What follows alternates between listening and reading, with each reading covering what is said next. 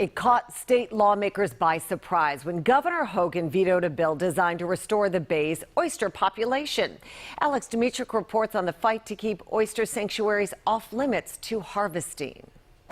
To build an oyster sanctuary, oyster larvae hatched in a lab are brought into contact with old shells. The result are tiny oysters called spat. And then this is spat, which is about a month or two old.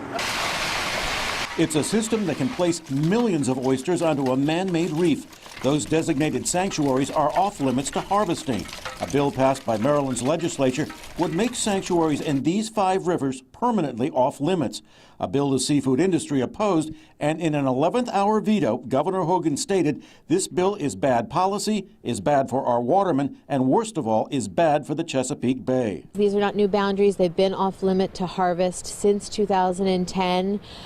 So this bill is just, again, reaffirming that commitment and saying we're going to restore and protect. Groups like the Chesapeake Bay Foundation back the theory protected oysters will develop immunity to diseases that have been devastating in the past. If you have oysters that have survived disease and they are just taken out for harvest, those genes are not passed down to the next generation of oysters. The House of Delegates voted to override Hogan's veto. The Senate is expected to do the same. Watermen say dredging oysters could help sanctuaries. In the past, some have told WJZ, maybe on a rotational basis for a couple weeks with the stipulation that they have to be replanted. And replanting is something watermen already do on public oyster reefs out of their own pockets.